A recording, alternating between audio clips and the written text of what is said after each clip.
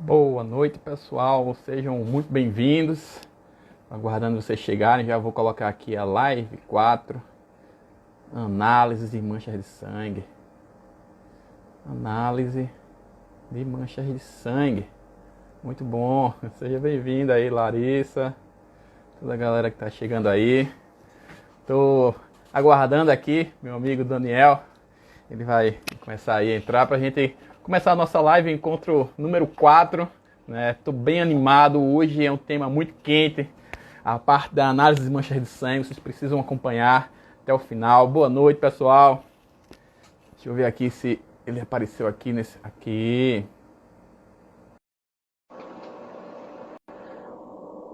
Deixa eu ver se eu já vou ter ele aqui. Olha ele aí. E Essa aí, fera. doutor? E aí, tudo bom, Daniel? Tudo certo? O áudio tá ok? Tá sim, Tá tô te pra ouvir escutando bem? bem. Você me escuta bem? Perfeito. Perfeito, beleza? Que bom, rapaz. Olha, é um prazer estar com você aqui, conversando, interagindo. E no tema muito importante aí, a parte da análise das manchas de sangue, né? É um tema que a gente vê muito no seriado e que tem muita relação realmente com o contexto atual que a gente está na perícia criminal, né? E seja bem-vindo aí, cara. Essa galera tá aí para querer acompanhar, escutar o que é que você tem para falar para elas. Aí tá apresenta aí para o pessoal. Primeiramente, eu gostaria de agradecer imensamente aí o convite. Para mim é uma honra estar aqui nesse bate-papo com você. Uma pessoa que acompanha o trabalho, sempre admirei, né? Meu nome é Daniel Soares, eu sou perito criminal aqui no estado de Mato Grosso. Eu atuo na gerência de perícias em mortes violentas e sou analista de manchas de sangue, certificado, membro da EABPA. E é isso aí, cara. Podemos Cara, começar. eu queria saber assim que você se explicasse, falasse um pouquinho aí para o pessoal sobre sua formação, os setores que você já passou, né? O Daniel ele é um entusiasta aí da perícia, mostrou o trabalho dele, que é um trabalho excelente, de muita qualidade nas redes sociais também, porque é importante, né, a gente divulgar a nossa área de atuação, as ciências forenses como toda, a perícia criminal, e ele faz um papel incrível aí diariamente, sempre tem alguma coisa falando sobre a perícia, materiais que vão enriquecer bastante quem gosta e com toda certeza, aí vocês precisam acompanhar esse cara para ver os materiais que eles vão lá, né, no dia a dia dele, ele posta coisas das atividades. Daqui a pouco eu falo um apelido dele aí, secreto, não sei se eu devo falar, mas quem quiser saber como é que é esse cara, o que é que esse cara representa aí, eu vou dizer daqui a pouquinho, né? Mas fala aí sobre os setores, como é que foi do início, quanto tempo você está na Polícia Científica, se aí no Mato Grosso está vinculado ou desvinculado da Polícia Civil, né? Fala um pouquinho aí. Tranquilo. Aqui no Mato Grosso, nós estamos desvinculados da Polícia Civil. Nós somos autônomos, tanto administrativamente quanto financeiramente. Nós estamos ligados diretamente à Secretaria de Segurança Pública, né? Eu estou aqui desde 2011, sou perito criminal há 9 anos. Ao longo da minha carreira, pelo fato de eu ter formação em Química, bacharel, licenciatura e mestrado na área de Química, eu comecei no laboratório, passei um tempinho no laboratório dentro da área de análise de drogas. Depois estava precisando de gente na identificação veicular. Na hora, já pulei, que eu gosto muito da área externa, né? Então comecei a atuar na área de identificação veicular, fiquei 2 anos e meio na identificação veicular, e daí nos últimos 6 meses de identificação veicular já tinha aberto uma vaga no plantão, dentro da área de perícias externas, só que clínico geral. Naquela época todo mundo fazia tudo. A gente fazia trânsito, patrimônio, crimes contra a vida, algumas coisas relacionadas à engenharia legal, no caso, eletropressão, né? Fazia de tudo um pouco, clínico geral mesmo. E daí eu fiquei 6 meses atuando na identificação veicular e no plantão ao mesmo tempo, até as coisas na identificação veicular se ajeitarem. para depois eu ficar atuando somente no plantão. E daí agora, e no plantão eu tô há 7 anos atuando aí. Daí, Cara, já, inicialmente, já deu tempo de ver um bocado de coisa diferente aí, não deu? só um pouquinho. Daí, inicialmente, como eu falei, eu fazia de tudo, era clínico geral, e faz 5 anos que aqui separou. Agora a gente tem gerências específicas dentro do plantão. E daí, na hora que separou, faz 5 anos que eu atuo somente com homicídio. Só contra Ah, crimes relacionados a mortes violentas. E foi entendi, onde eu comecei a me especializou, né? especializar. Daí eu Que bom, cara. fui ler, fui estudar mais relativo aos crimes de morte violenta e das manchas de sangue, que é uma coisa que eu sempre fui apaixonado desde antes de entrar na perícia, né? Uma das minhas grandes inspirações são o seriado CSI, o Dexter mesmo. Cara, eu tenho que fazer um adentro aqui na tua fala. Hoje eu encontrei com uma professora aqui da Universidade Federal, ela é da área de design, a Sofia, se ela estiver assistindo aí, um abraço. Eu tenho um clube forense com os alunos do Instituto Federal. E, cara, ela fez uma doação de um negócio aqui que até agora eu não estou acreditando. Eu vou mostrar aqui para vocês. 8 temporadas, as 8 primeiras temporadas CSI, cara. Aqui é menos da metade do que ela me deu aqui de box, tá? Tempo que começou tudo no DVD, isso aqui era uma fortuna, tá ligado? Meu Cara, quando Deus! ela falou isso aí, eu pensei que ela tava brincadeira. Eu tava brincando, não, ela tá brincando, só pode.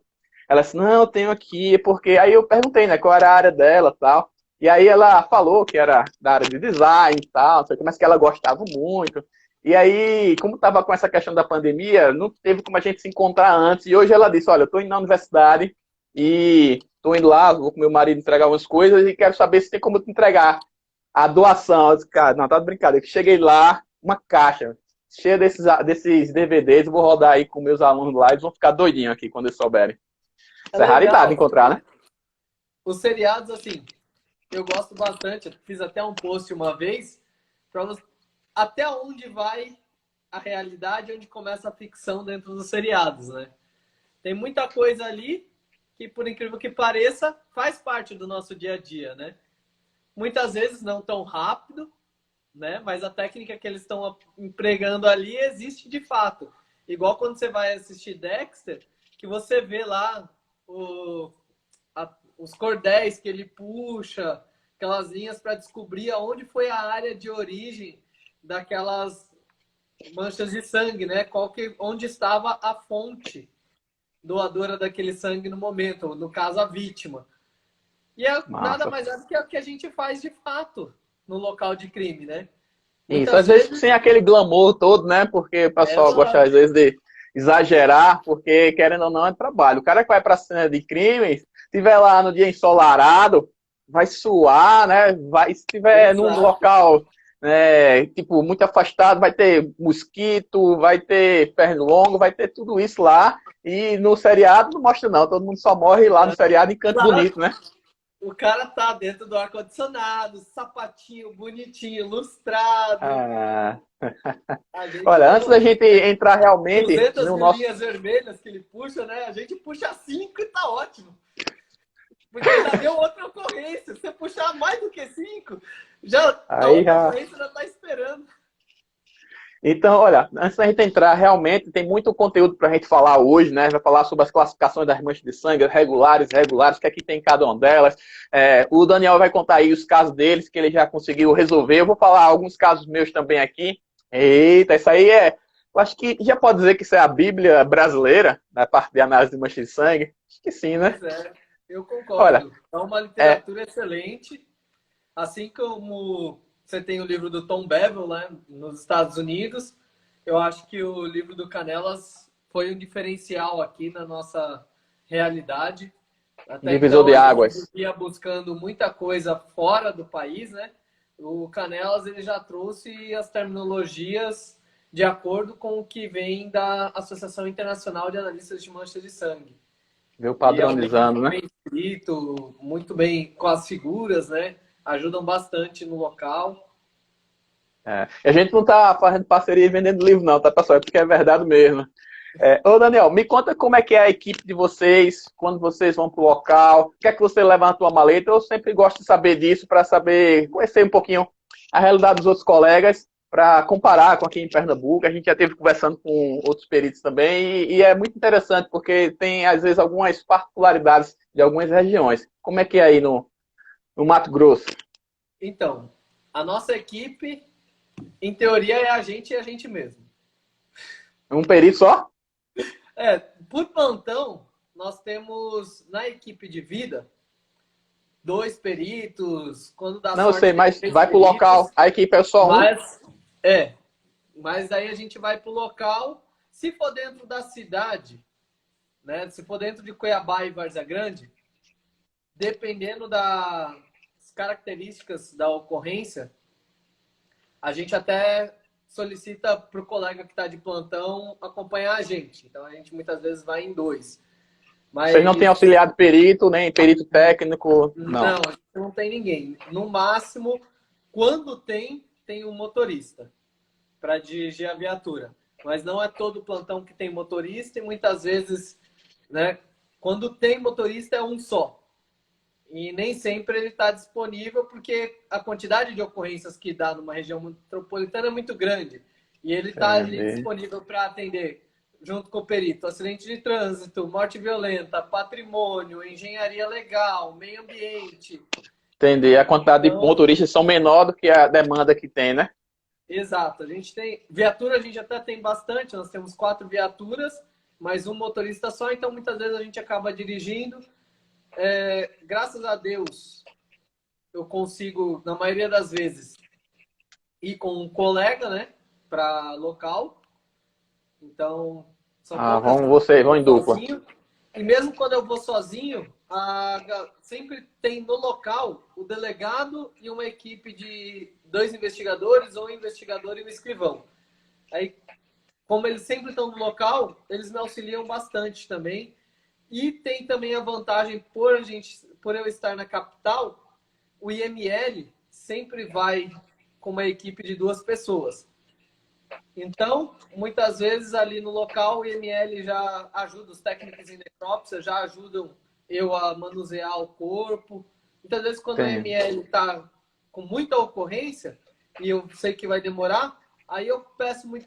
É comum pedir para a delegada ou para o investigador tirar foto para mim, eu dou a máquina na mão deles, tira tal foto para mim, não sei o quê. E eu vou mexendo no corpo ali, calço a luva, mexo no corpo, vou despindo, vou analisando as lesões, enquanto eles batem as fotos para mim.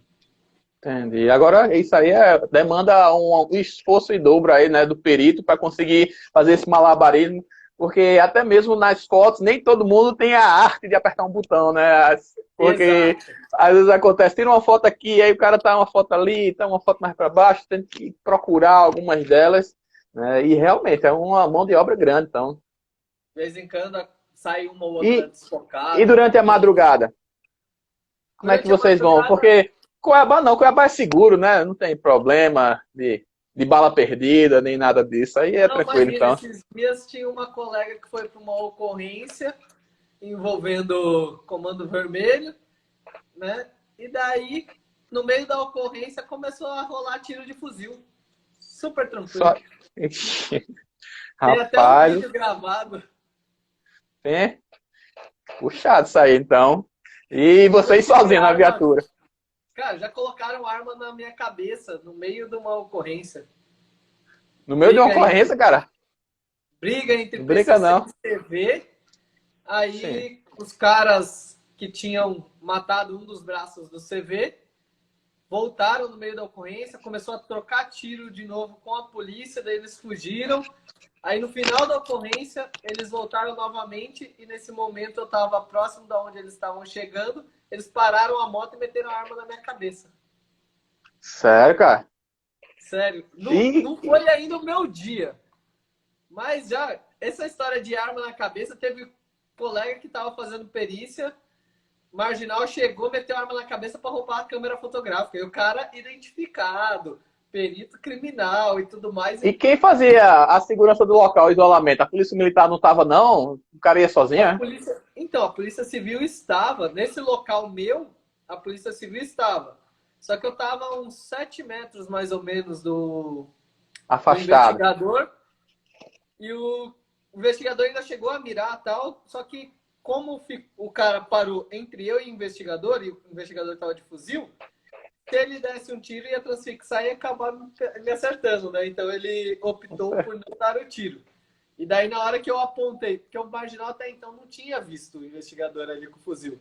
Aí eu apontei pro investigador com o fuzil, ele bateu nas assim, costas do cara da frente e, ó, vazou. Olha, não é por nada não, mas olha ali para trás. Exatamente. Cara, isso é louco. Sério.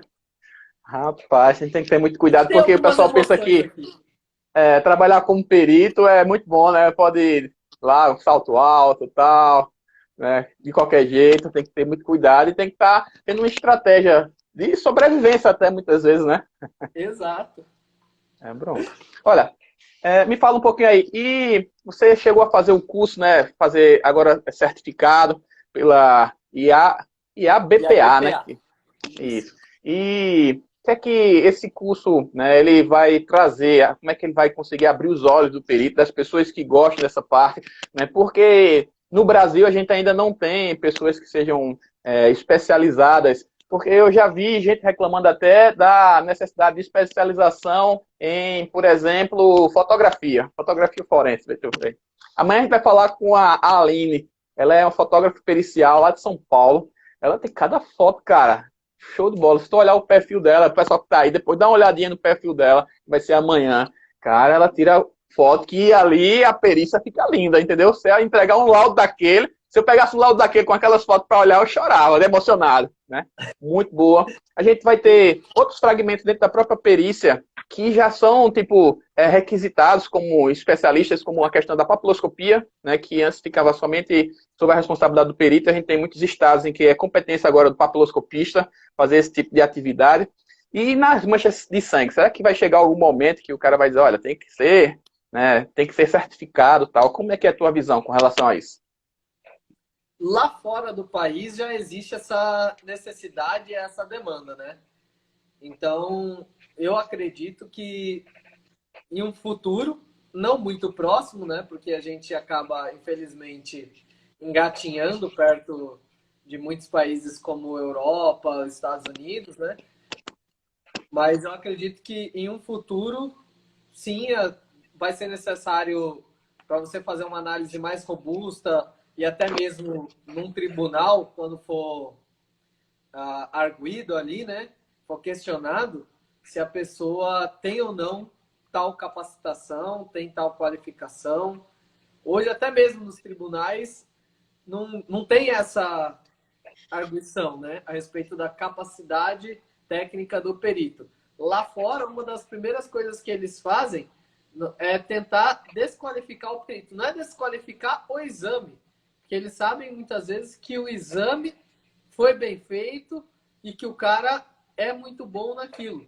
Mas se ele não tem a capacitação técnica correta para poder fazer aquilo, eles começam a detonar o cara por ali.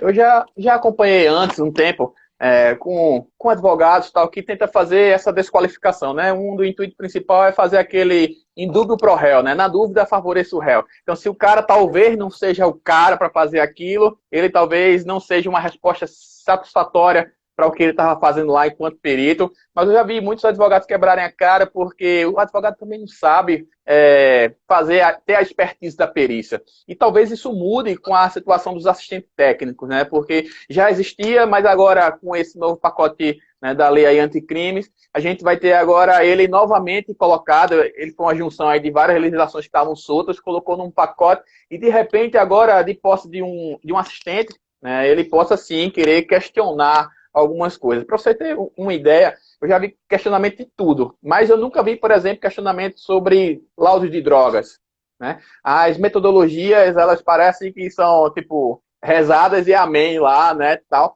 E isso é incrível, é engraçado, porque na justiça se questiona tudo, mas só se questiona quando o cara consegue ter argumentos. Imagina, sei lá, você é da área de química, você tem uma parte de exata já, né? Mas você vai fazer um incidente de trânsito, né? Teve lá uma colisão e tal, e aí você faz um cálculo de estimativa, porque o carro era um carro antigo, tinha o sistema de freio não era ABS, então tem aquelas marcas lá que ficam de frenagem.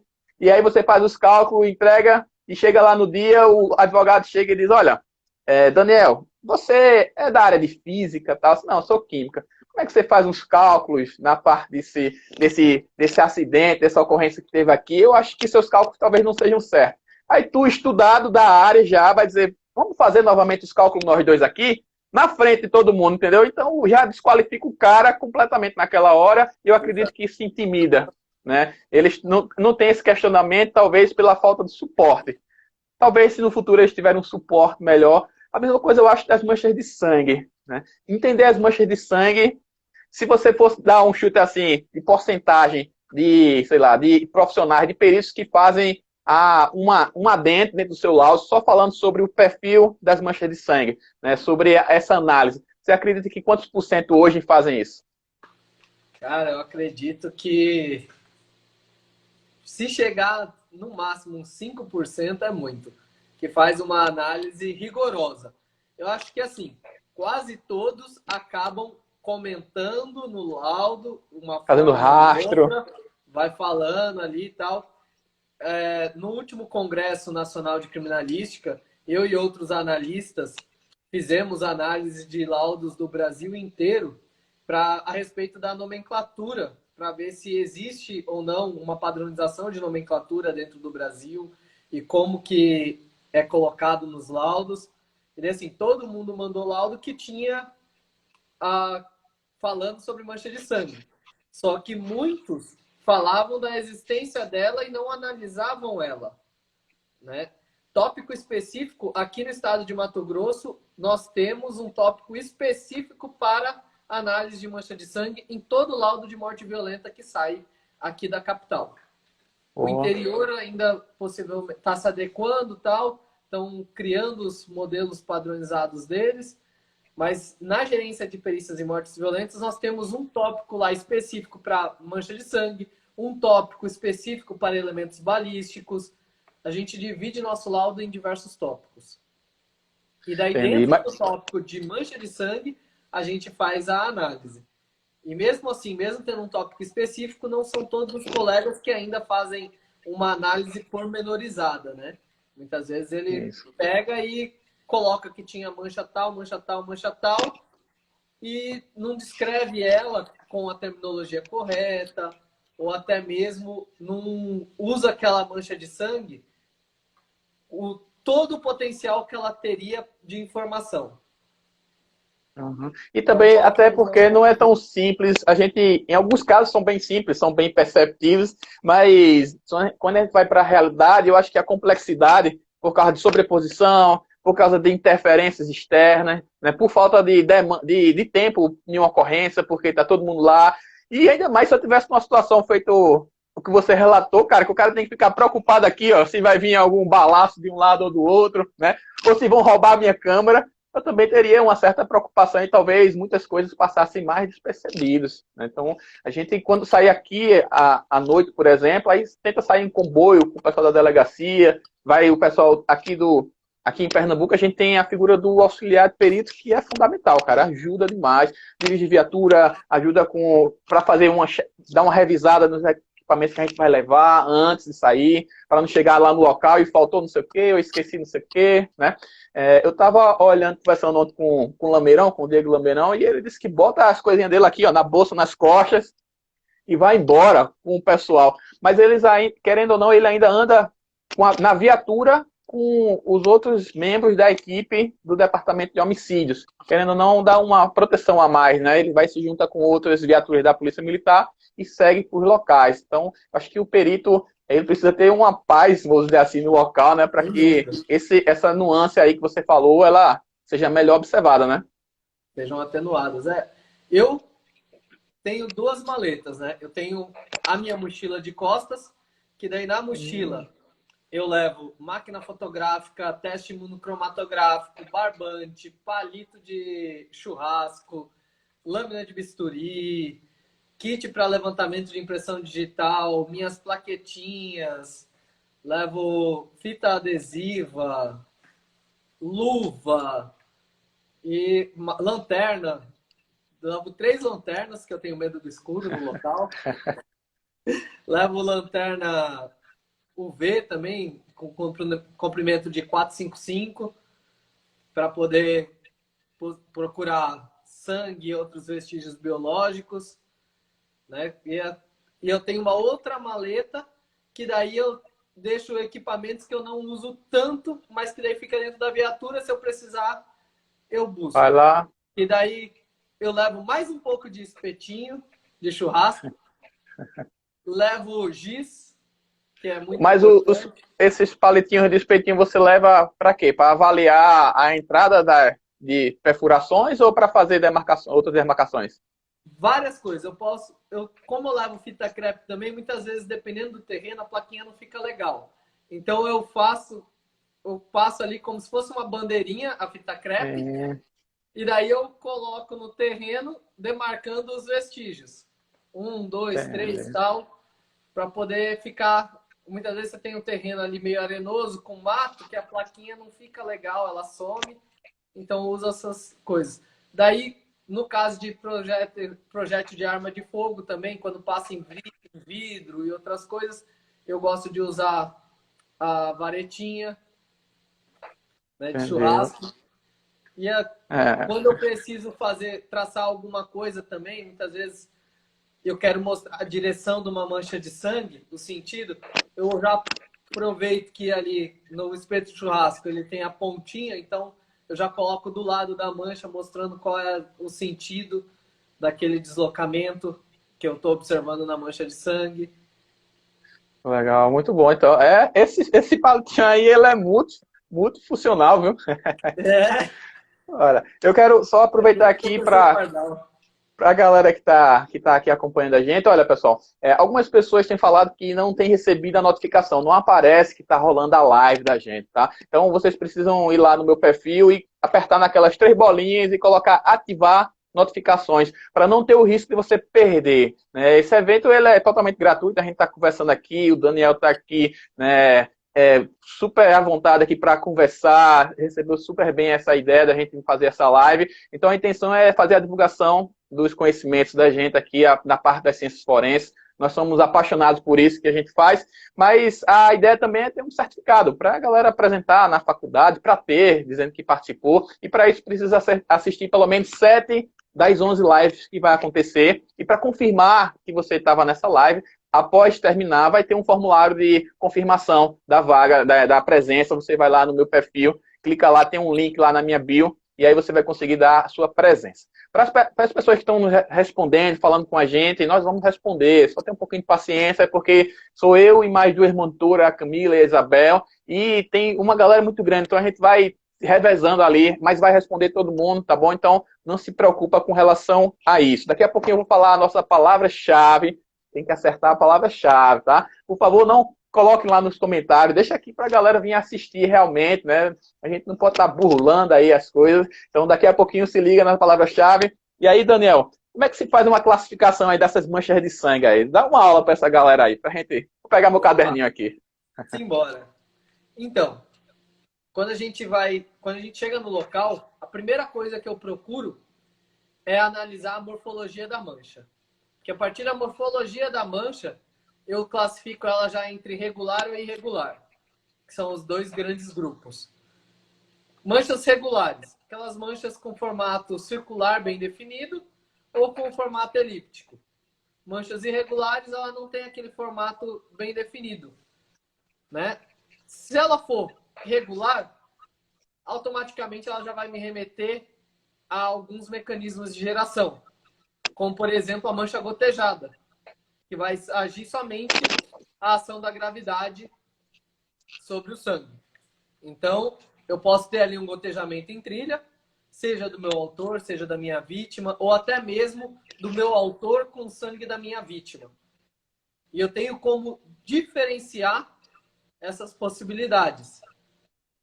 Por quê?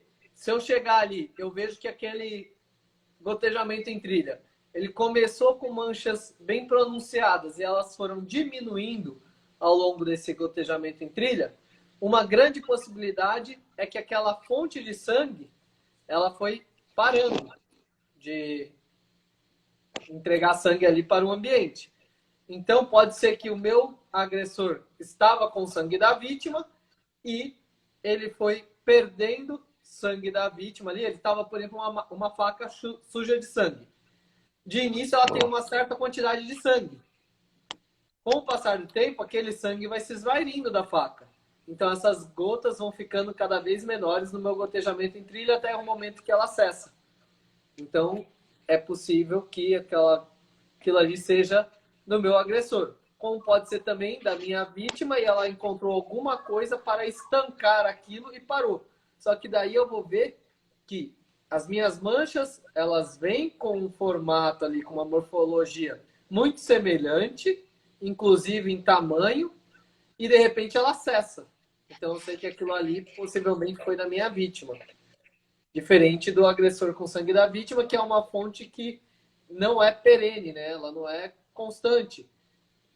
Exceto se ele estiver lesionado. Daí eu vou ter sangue dele no local. Muito legal. E nisso eu estou pensando no gotejamento, que são manchas regulares também. Ou eu posso ter as manchas do tipo spatters.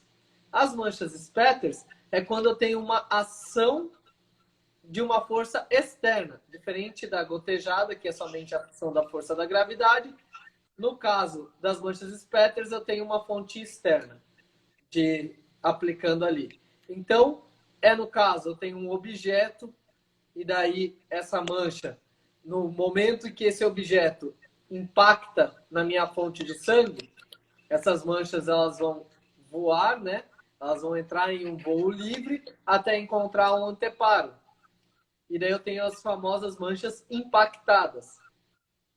Entretanto, se aquele objeto da agressão estava repleto de sangue e esse sangue vir a se dissociar do objeto, na hora que ele encontra um anteparo, tem uma outra morfologia, que são as chamadas manchas de Kestov. E eu tenho ainda, dentro das manchas spatters, o que nós chamamos de manchas projetadas, que são aquelas manchas onde ela foi gerada sob pressão, sangue sob pressão. Seja uma veia que foi gerada, que teve ali, que eliminou o sangue com uma certa pressão, ou até mesmo uma artéria. E no caso, por exemplo, de uma artéria, como a gente tem um batimento cardíaco, a sístole e a diástole, é comum a gente encontrar em manchas projetadas produzidas por artérias aquela movimentação ondular, justamente por conta da sístole e da diástole. E eu sei diferenciar isso porque elas são manchas muito mais gordas, vamos dizer assim. Geralmente, como o volume de sangue é muito grande envolvido ali, ocorre também um ligeiro escorrimento desse sangue, porque a superfície não consegue absorver todo aquele sangue que foi projetado ali. Isso. E é um ponto muito importante para você continuar aí, isso que o Daniel está falando aqui, Daniel Soares está falando, é um ponto muito chave para a gente falar sobre isolamento e preservação das cenas de crimes. As pessoas não sabem o quanto prejudicam uma análise fazendo esse tráfego, andando pelo local, zanzando, querendo ver o que é que aconteceu, porque aquele entorno ele está marcado por elementos, vestígios ali que a perícia precisa encontrar para poder ter melhores respostas. E aí, uma vez que passou por cima, pisoteou aquilo ali, já era, o perito vai ficar agora com um elemento prejudicado, no mínimo, ou inexistente. Né? Então, por isso que é tão importante aí. Veja o detalhe das informações que o Daniel está falando aqui. Né? Ele está, na primeira parte, são as manchas de sangue regulares, né? Aquelas que ele vai olhar dentro, no primeiro momento, observando aí a morfologia. Pode continuar, mete bronca aí. Exato. O que você falou é essencial. O isolamento e a preservação, para a gente poder analisar um local de crime, ele é essencial. Principalmente quando a gente pensa em mancha de sangue.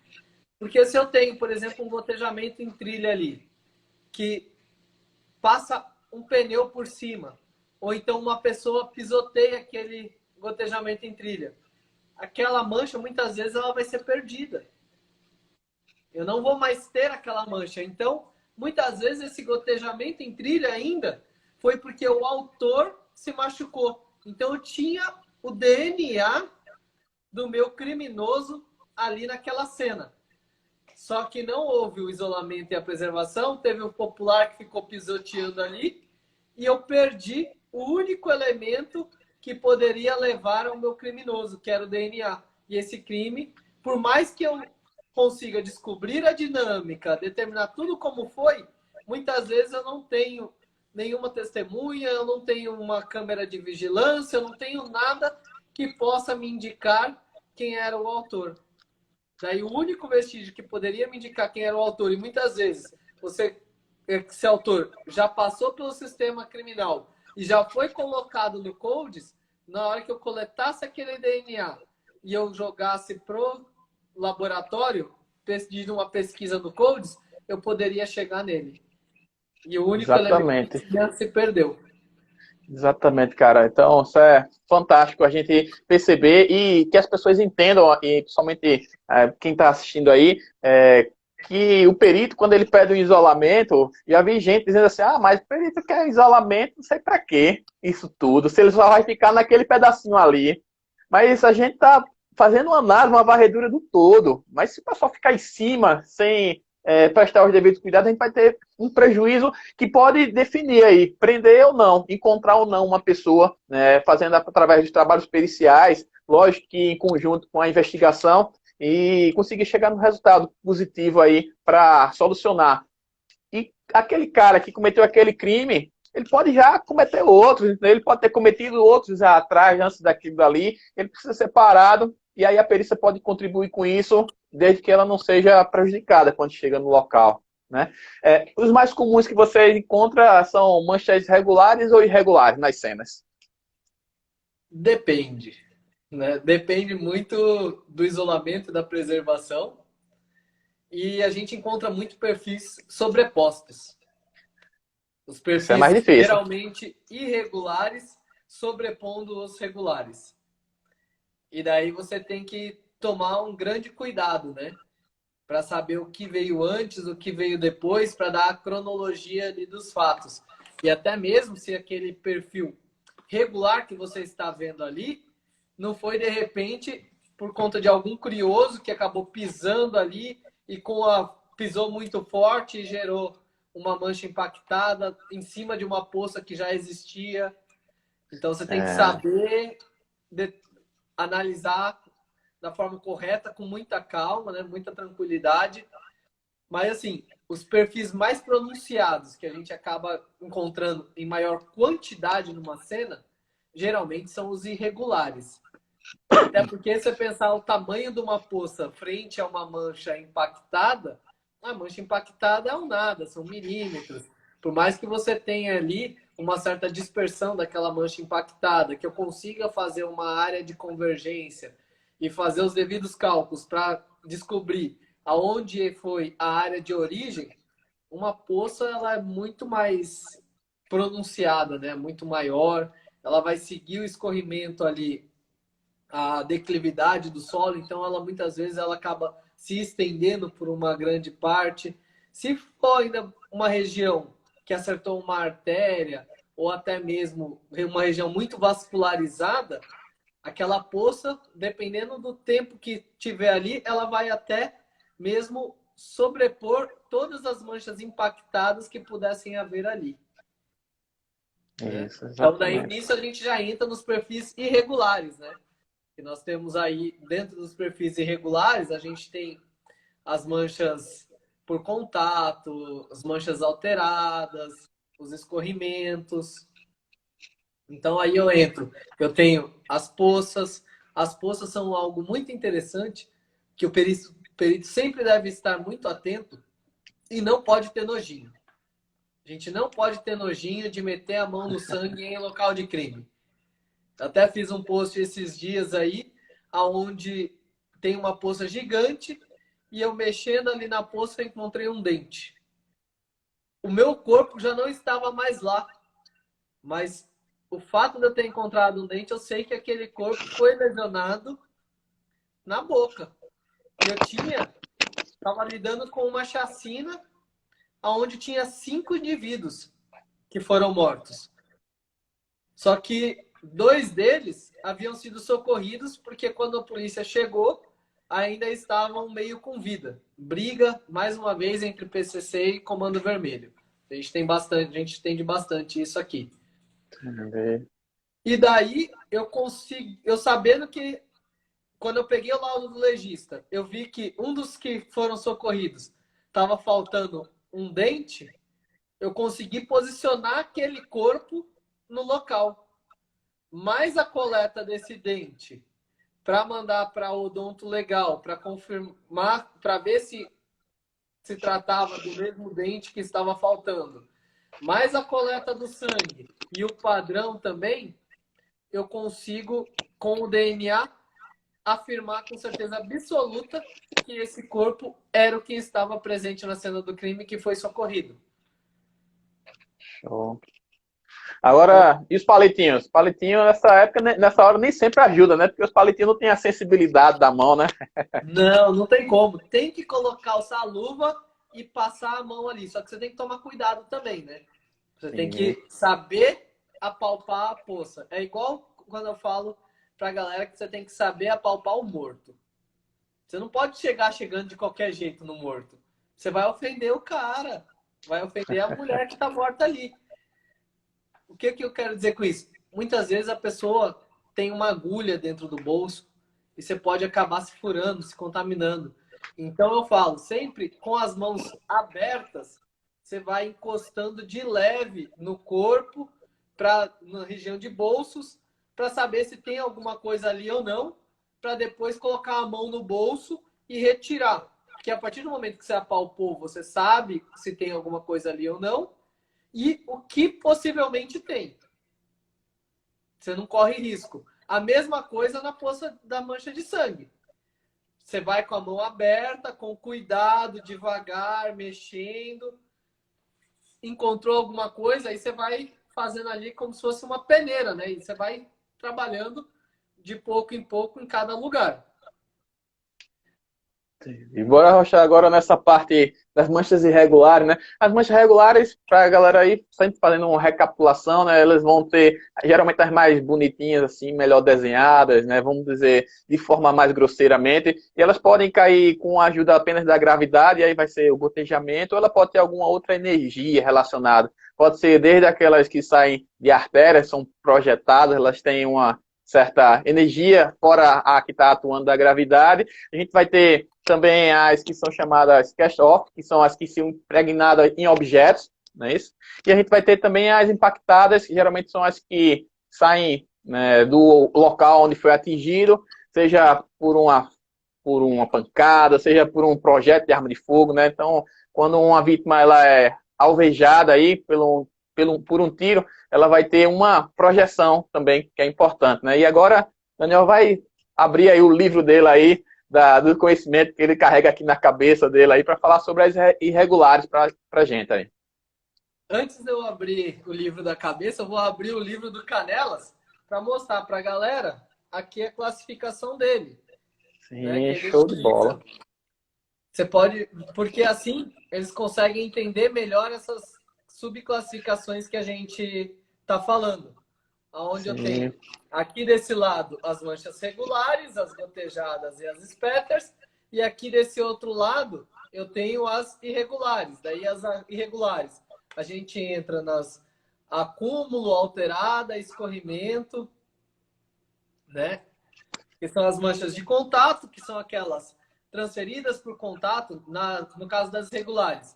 As manchas de contato, que são as transferidas por contato, daí eu tenho a mancha passada e a mancha arrastada, né? A mancha passada, eu tenho uma superfície que já tem a mancha de sangue. Por exemplo, eu tenho minha vítima com mancha de sangue, colocam ela e vão arrastar no chão que antes não tinha sangue. Isso daí é uma mancha passada.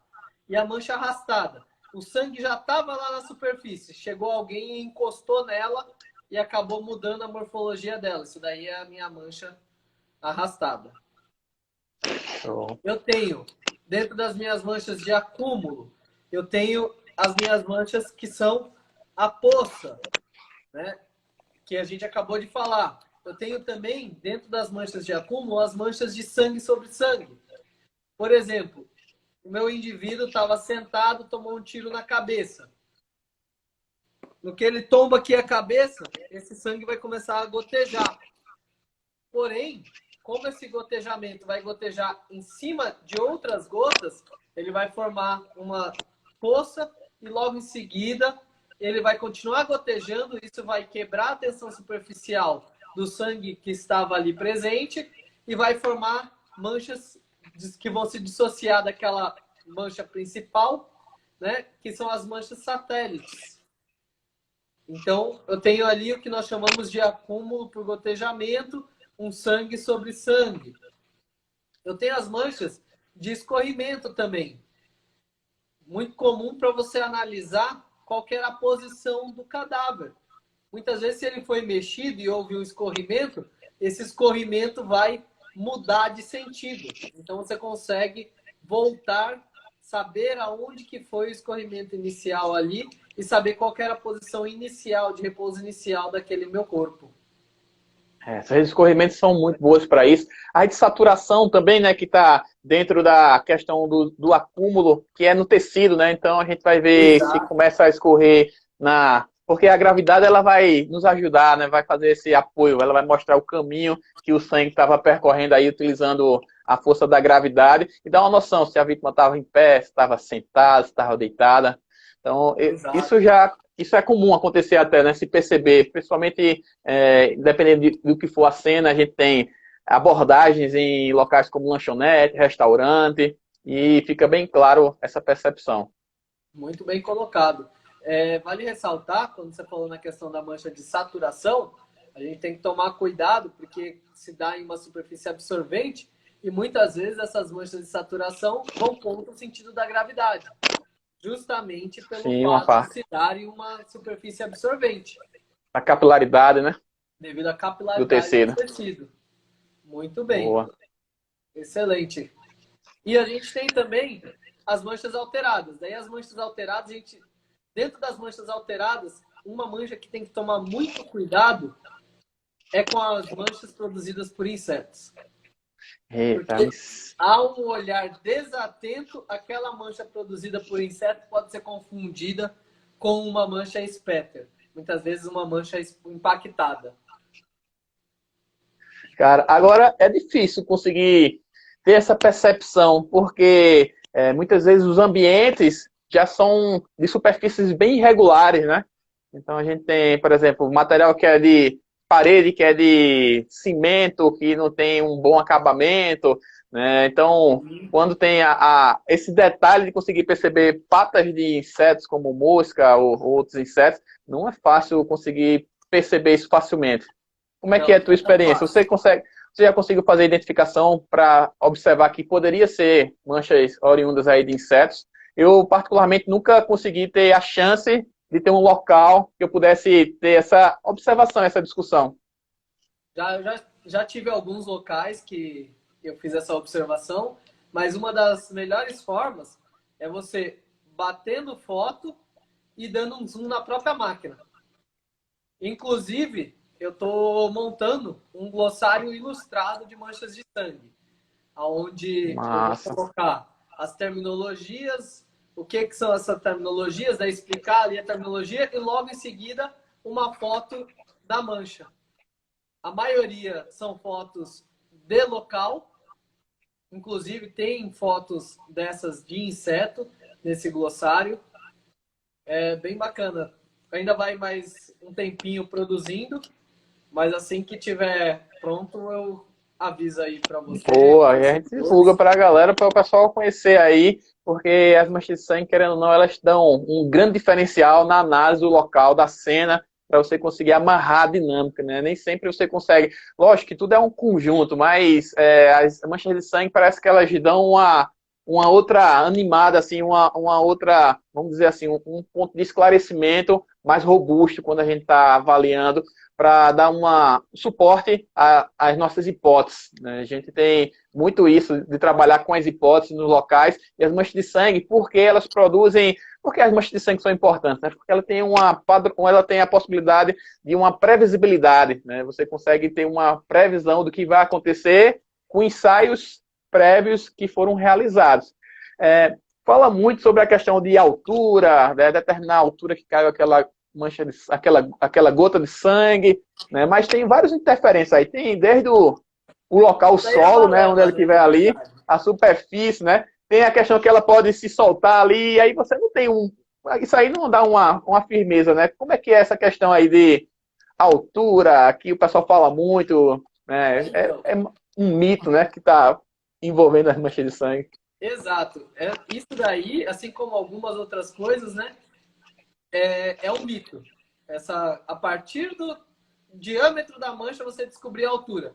Por quê? Tem vários fatores ali que influenciam, principalmente a questão do volume. Eu tenho uma mancha, uma gota com um volume maior, numa mesma altura, o diâmetro dela vai ser muito maior do que outra gota que tem volume menor.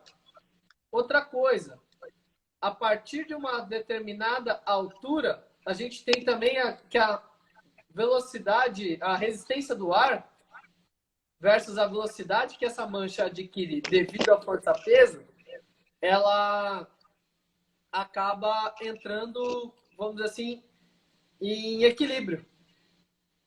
Então, a força que a mancha impacta no terreno, você tem que levar em conta também para poder onde vai gerar o tamanho, né? O diâmetro dessa mancha. Então, você tem a força de impacto, você tem a resistência do ar, o volume da mancha, né? O volume daquela gota que está envolvido, se entrou em velocidade terminal ou não, o próprio terreno. Se eu tenho um terreno onde é mais fácil dele vencer as forças de tensão superficial e outras forças envolvidas, como a força de Van der Waals envolvida ali, e as propriedades coligativas do sangue, essa mancha ela vai ter um diâmetro maior. Então, por isso que você não tem como, a partir do diâmetro da mancha, determinar qual que foi a altura dela. Existem até experimentos que você faz em laboratório, onde você tenta manter um volume constante e tudo mais, a partir de, por exemplo, 60 centímetros, 45, 60 centímetros, o diâmetro é o mesmo a 2 metros, em relação ao de 2,10 metros. Ou seja, não tem uma confiabilidade nesse tipo de informação, né? Não, Olha, não tem tô olhando ali, a gente tá já terminando nossa live, cara. Eu pisquei aqui, a hora voou. O que eu vejo o pessoal perguntando sempre é que quando a galera fazia esses ensaios, né? Se o pessoal pergunta, usa sangue de verdade, né? Alguém tem que doar o sangue. Olha aí, galera, usa sangue de verdade. Quer participar? Saiba que vai ter que contribuir com o bracinho lá, tá? Para fazer uma retirada de sangue aí. E já outra usei coisa. meu próprio sangue. E já? quando tem possibilidade, você pega sangue de porco, de vaca.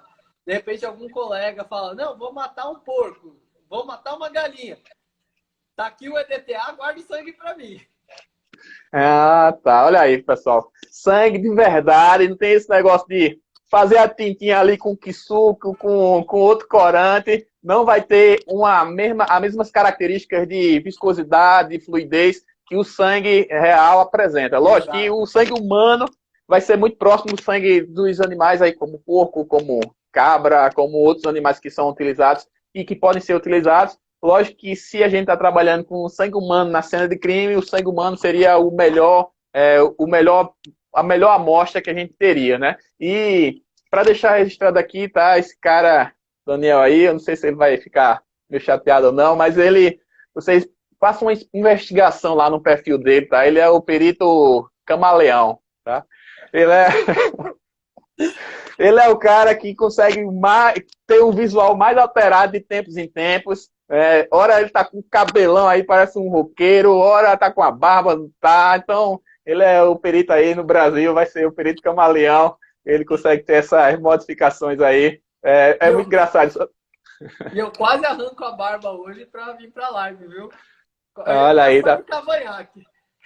Tá vendo aí? O perito camaleão tava na área. Galera, a palavra-chave de hoje vai ser padrões, tá bom? Então, a palavra-chave para vocês preencherem um formulário que daqui a pouquinho vai estar disponível lá no link da minha bio, vai ser padrões. Tá? Eu vou até abrir aqui as perguntas para que vocês possam falar também um pouquinho aqui. Tá? A palavra-chave de hoje, padrões. Nós conversamos hoje sobre análise de manchas de sangue, com essa fera aí, o Daniel, cara que fez a certificação, né, dos analistas de mancha de sangue, que é uma carreira que talvez se torne até uma carreira dentro, né? Imagina, depois a gente tem um setor específico para isso, como acontece lá com o Dexter, né? O cara praticamente ele vai fazer essa análise aí direcionada para os perfis, né, das manchas de sangue. O que é que você acha aí com relação ao futuro dos analistas, né? Se realmente pode se abrir um setor com relação a isso, se está muito distante, se está próximo. E também mandar um abraço para a galera. Eu acho que daqui a um minutinho deve estar abrindo um contador regressivo para a gente. Primeiramente, muito obrigado, né, pelo convite. Muito obrigado a cada um de vocês que estiveram presentes aí na nossa live. Foi um imenso prazer. E eu acho que, assim, ainda está um pouquinho distante da gente ter um setor, né? São Paulo já está sendo pioneiro nisso. Eles já estão criando um setor específico de manchas de sangue na Polícia Científica. Eles têm 3 analistas lá, né? Mas como a maioria dos estados tem um ou nenhum analista, eu acho que primeiro, até ter bastante gente nessa área qualificada, vai demorar um tempinho. A gente, nos analistas aqui do Brasil, a gente está assim, com esforço hercúleo, tentando montar uma associação, tentando divulgar cada vez mais as terminologias, a importância da análise correta, o que isso proporciona. Inclusive, eu estou até lançando um curso online de análise de manchas de sangue, né, para poder divulgar um pouco mais essa área, abranger um pouco mais os peritos com esse conhecimento, porque é algo que, como você mesmo falou, é extremamente importante. E muitas vezes, através da mancha de sangue, você tem ali as suas hipóteses. Com a mancha de sangue, você consegue bater o martelo em uma única hipótese e fechar tudo os seus vestígios ali em cima. Ela, muitas vezes, é o ponto final que faltava para você encerrar o seu caso. Isso, e às vezes a gente termina perdendo de utilizar, né, um parâmetro muito importante, que é esse das manchas de sangue. Acredito que no futuro a gente consiga ter uma maior divulgação e um maior empenho de todos os colegas peritos nas cenas de crimes avaliando esse parâmetro aí. Pessoal, só lembrando, olha, participem lá das regrinhas de sorteio para vocês poderem participar do sorteio aqui, ó, do livro, né, da editora Rubio, do livro O Caso do Machante Suicida. Foi um prazer, cara, conversar com você. A nossa primeira live que a gente fez aqui, né, em conjunto, já conhecia seu trabalho. E depois que eu fui avaliar você, o perito camaleão, né, e gostei. Tá de parabéns aí pelo trabalho excelente que você desenvolve aí em Cuiabá, tá? Você serve de inspiração para muita gente. Muito obrigado, cara. Pode aí se despedir para a galera. Eu acho que vai abrir ali o nosso reloginho de contagem regressiva. Obrigado mesmo aí mais uma vez. E eu quero fazer um pedido. Eu quero uma cópia desse livro aí, O Machante Suicida, que todo mundo fala muito bem. Tá certo. Tá bom, então. Uma cópia autografada dele. Fechou. Beleza, Daniel. Muito obrigado, cara. Fique com Deus. Pessoal que está aí, né, acompanhando, eu quero agradecer bastante a presença de vocês, tá? E hoje, especialmente aí, falando sobre essa temática da análise das manchas de sangue. Amanhã tem uma live bônus, tá? Com a diretora aqui geral de Pernambuco, ela vai falar sobre concurso, sobre a expansão dos peritos, né, dos locais de atendimento, dos locais de crimes aqui em Pernambuco. Vai ser muito legal. Vai ser uma live curta, de 8 a 8h30, e às 9 horas nós vamos começar uma live com a Aline. Ela é fotógrafa pericial lá de São Paulo, cara. Se vocês olharem o perfil dela, Daniel, se você olhar o perfil dela, tem cada foto, cara. Olha, ótima lá. Beleza? Então, fica com Deus. Também, o Guma Fotos. Guma, né? Também é um excelente fotógrafo pericial lá de São Paulo. Só foto sensacional, cara. Beleza, obrigado pela dica. Valeu. Fica com Deus aí. Tchau, tchau.